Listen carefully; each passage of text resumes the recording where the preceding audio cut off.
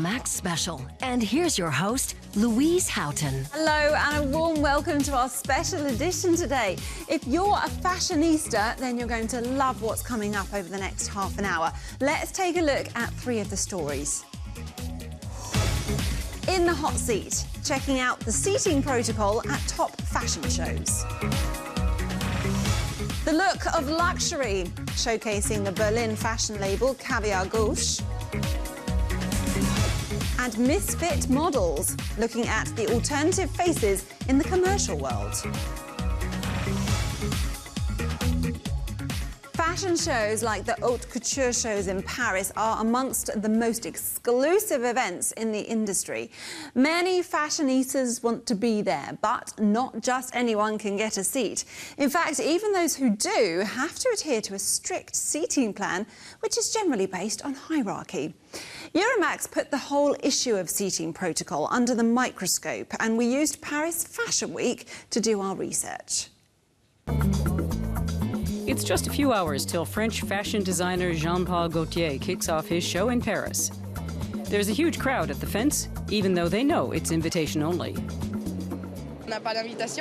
Unfortunately, we don't have an invite. We'd do anything to find out how to get one.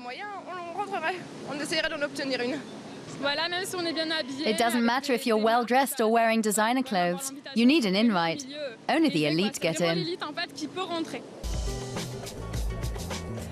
Irishman Godfrey Deeney is part of that elite. A fashion journalist for the Paris daily Le Figaro, he's assured of getting a front row seat at all the big-name shows. You cannot buy a seat. That's the proof of the uniqueness, the special thing of fashion, and how you have to be respected by the house or the designer to be invited. It's an unusual format. There's no other creative industry like that. At the Jean-Paul Gaultier show, the rows are numbered 1 through 6. Where guests are seated says a lot about their status. Top fashion journalists are right in front, like Suzy Menkes, star photographer Mario Testino, and Emmanuel R., head of French Vogue. Less well-known journalists and friends of the designer sit in the back. Sometimes students from Paris's fashion schools get to stand. Organizing the seating is a job for PR pros. The designer has only a limited role in it. I have a say, but I don't always stick my nose in with every guest. Some people I let in myself, others insist on it, but you can't always get what you want. The most important guests include well-heeled customers who buy haute couture. At Lebanese designer Elie Saab's show, they make up about half the audience. This family came specially from Singapore.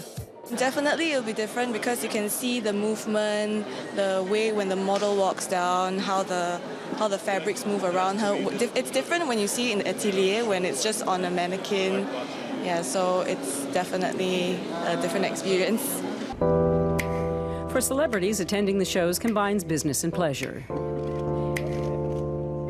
Actress Emma Watson has a front row seat at Chanel's show. Pop star Jennifer Lopez was a guest at Versace's. And singer Pink attended the show by Giorgio Armani. For the stars, it's a chance to see and be seen.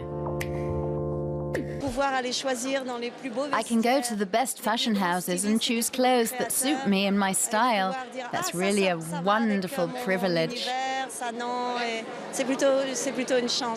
The majority of cases, they basically come because if they're actresses, an exciting way to spend a morning or an afternoon. It's good for your profile, and you'll get the odd free clothes.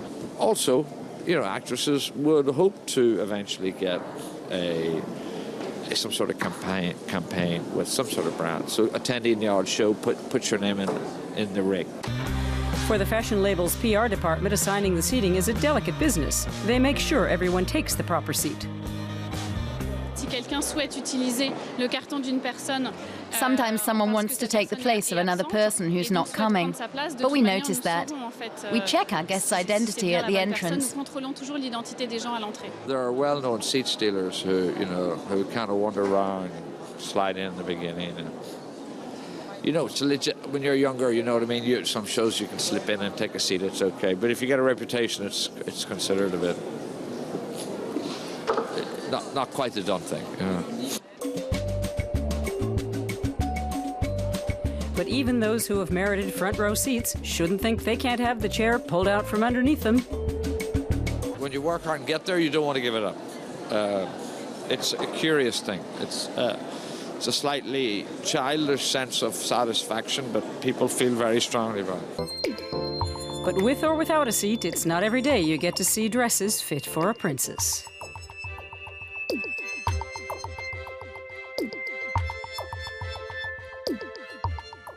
And to go to these prestigious events, of course, you want to look the part. Fashion here in Berlin is generally understated, but there are designers around like Caviar Gauche who always add a touch of flair. Their signature style is luxurious materials with avant-garde forms, and the pieces from this international label would be perfect to wear to these kind of events. Last year, Caviar Gauche celebrated its 10th anniversary, so we had a look at their story to date.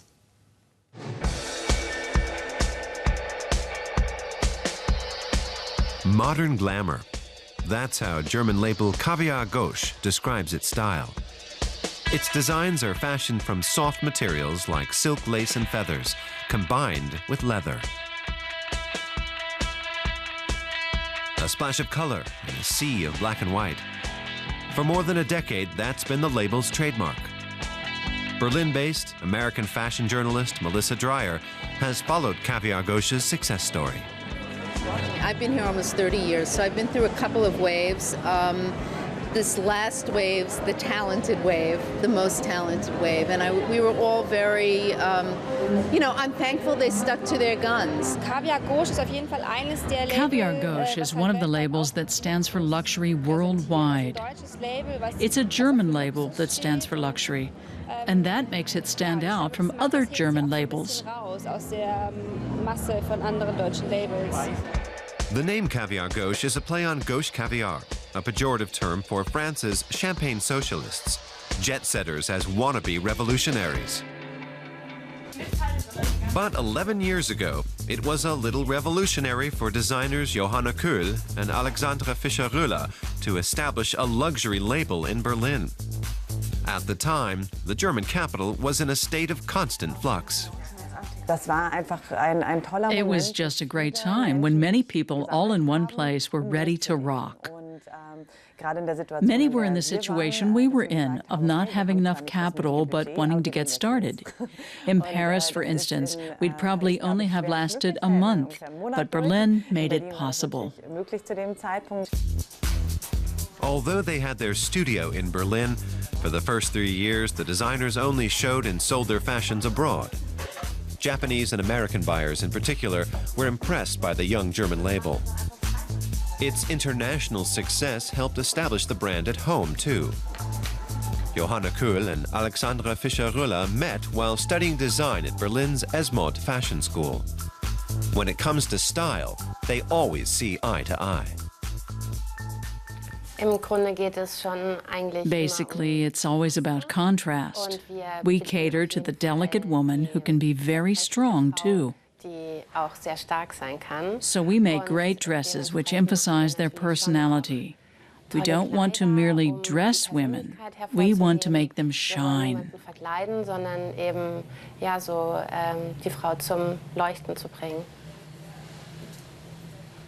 I'll second that.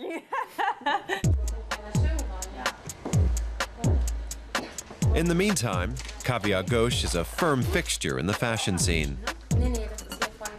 Its 15 full-time staff work at the studio in Berlin's Mitte district, or in one of the label's own boutiques.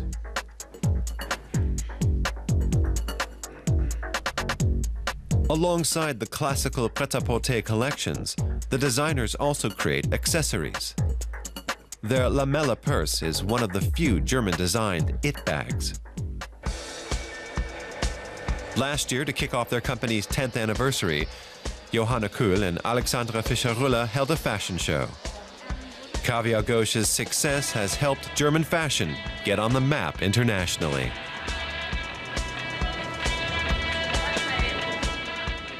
Of course you don't realize this. We don't have any time to think about it, and haven't for the last decade. We've just kept doing what people expect and want from us, and what we want to achieve.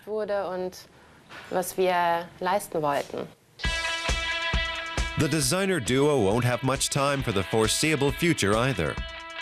Caviar Gauche is planning to launch its own line of lingerie and home furnishings.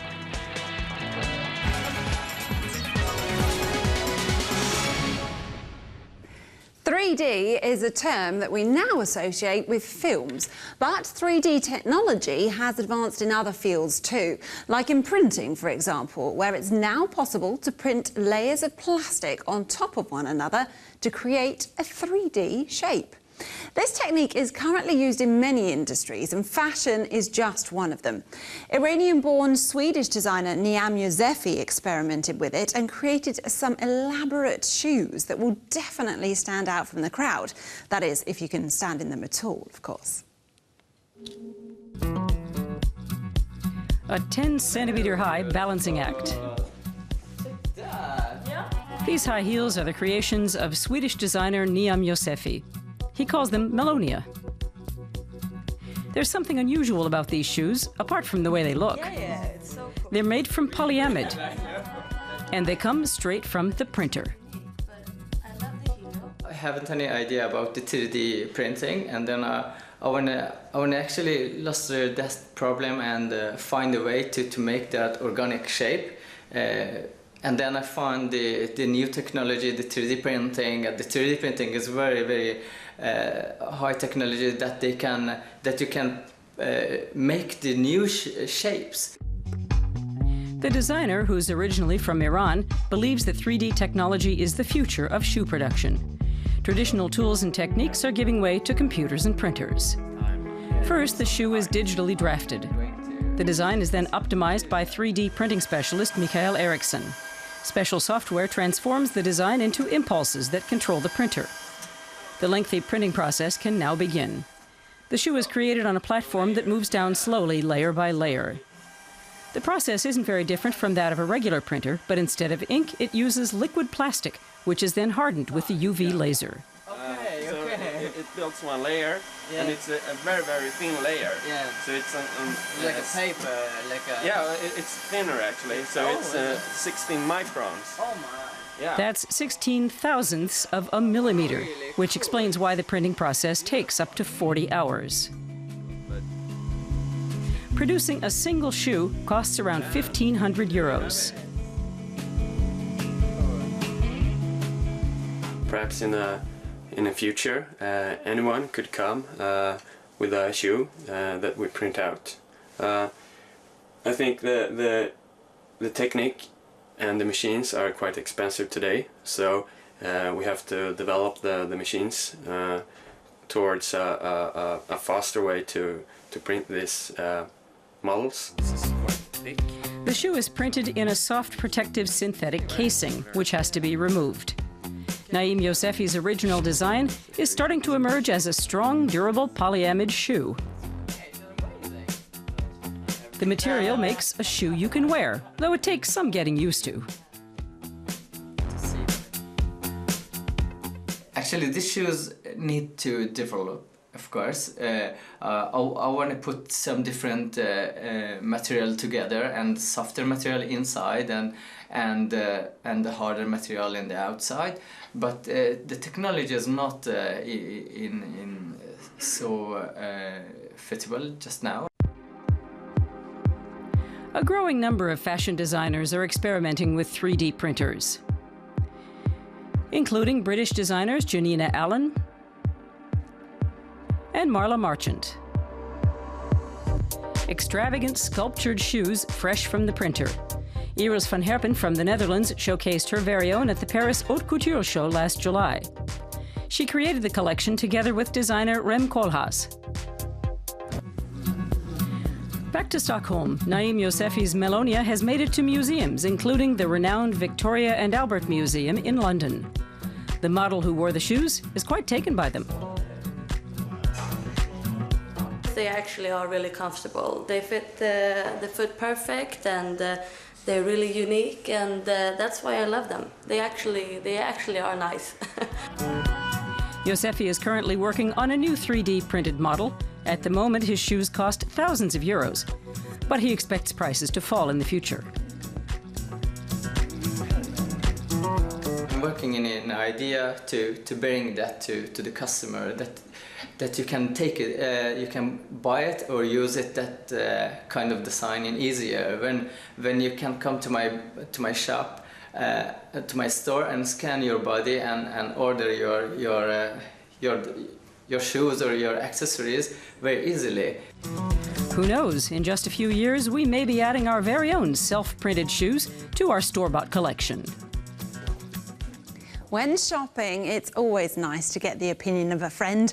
But in our busy modern lives, not everyone has the time to wander around the stores. This is partly why online shopping has become so popular. But those still wanting an opinion are now looking at so-called haul videos.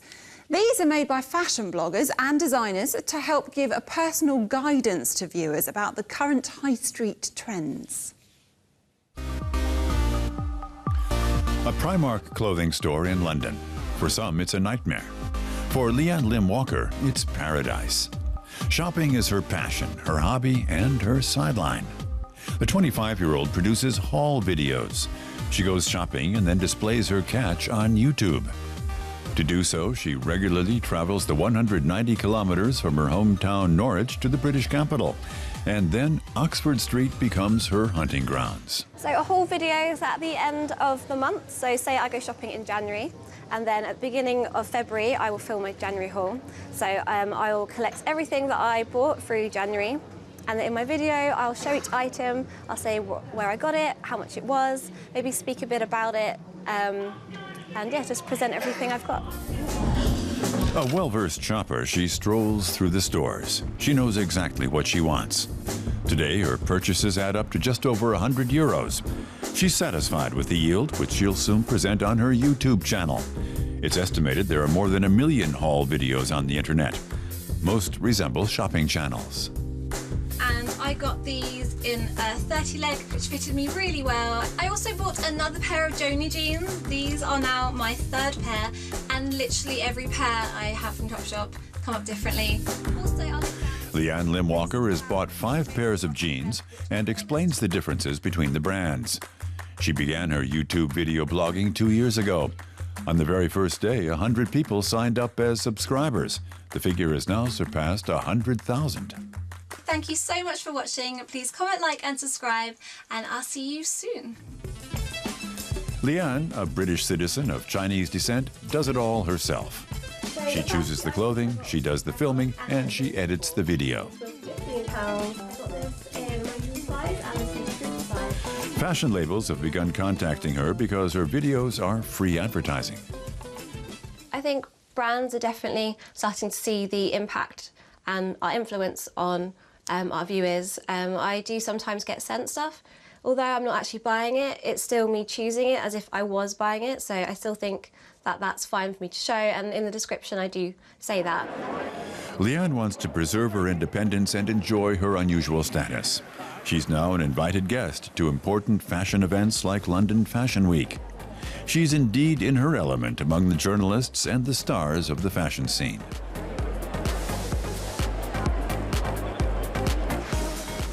Via Twitter, Leanne Lim Walker and her colleagues arranged to meet.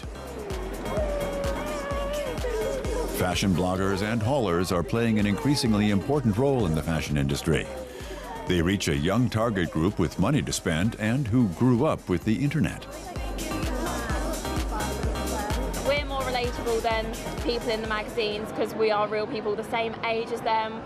They can afford things that we can afford as young people rather than designer things that celebrities can. So I think we're relatable. I think that's the most important thing. The haulers have already achieved a level of prominence in their cyber world. They're role models for hundreds of thousands of young girls, and their influence on the fashion industry is growing. Generally, we still expect to see stereotypical models showcasing these clothes on these sites. Those who are young, slim and stunning, I mean. But of late, some designers have chosen faces that are a little out of the ordinary to model their collections.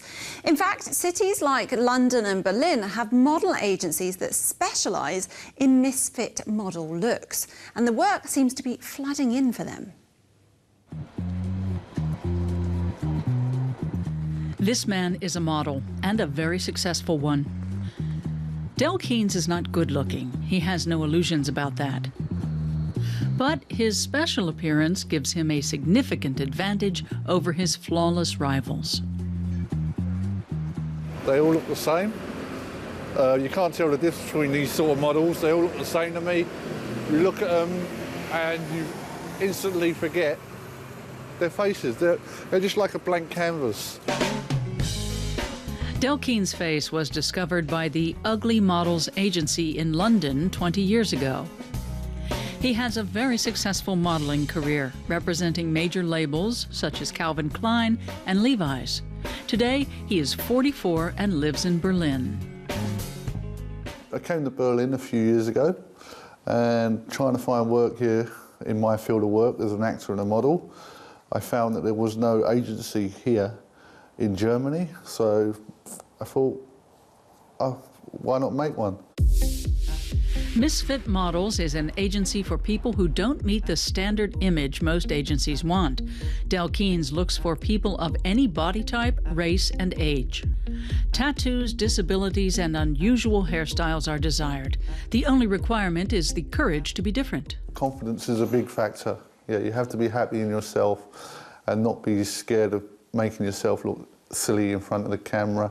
And being comfortable in yourselves and not worried about what sort of clothes you're wearing, because sometimes the client wants to change your look into something what they need. These people have that confidence. Rick Ellis from the US, and his wife Jana from Berlin. Del Keynes met them in a Berlin nightclub. Edgar Schroeder is also new to modeling. He came across Misfit Models by chance. Then my girlfriend said I should apply, because I also have an unusual appearance. We then met in a pub, and they brought me along to a shoot. I never thought about being a model till I met Del, and he said I'd be good as a model. So, and as I do a little bit of theatre and an artist, and so somehow it sort of fitted. He has already done print ads, others for TV commercials, and a mobile phone company, for example. So far, the biggest contract for Misfit Models has been a major car rental company. And agency director Del Keynes even joined in. The campaign was the brainchild of this advertising agent. Oliver Voss is one of the most creative minds in Germany, which gets him a lot of attention. He's had enough of ad campaigns that feature beautiful women and fancy cars. We wanted to go in another direction and take someone who looks like all of us. Maybe even a little uglier. A superlative, but the other way around. And he's not alone. Other agencies have now started to look at unusual people. The heavily tattooed Danielle Baumdad appeared for Vivienne Westwood at fashion shows in Milan and Paris. German Evelyn Hall is 69 and in demand as a model. If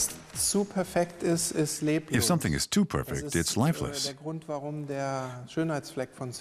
That's the reason why Cindy Crawford's beauty spot was so famous. It was a flaw in a perfect face. That's really the ideal combination, having something very beautiful and then adding a flaw. Flaws make things interesting. That's something Del Keynes had to learn over the years. Today, he accepts himself as he is. When I was younger, growing up, people looking at me, laughing at me. Kids can be cruel, but who's having the last laugh now? I'm getting on with my life. Del Keynes wants to help his models achieve similar success and perhaps the same self-confidence. Well, there is a saying I heard recently which fits with what Del just said. It is, be who you are and say what you feel, because those who mind don't matter and those who matter don't mind. How true is that? Well, that thought-provoking point has brought me nicely to the point of saying goodbye. Anne O'Donnell will be with you for the highlights show, and I will see you again in May. Until then, take care of yourselves and goodbye.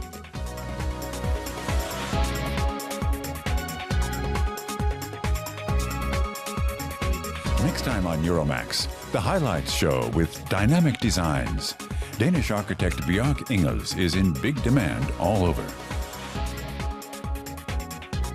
Traveling man, Gunther Holtorf spent 26 years driving around the world. And living sculptures. Artist Willi Dorner presents performance art of a different kind. This and more, next time on Euromaxx Highlights.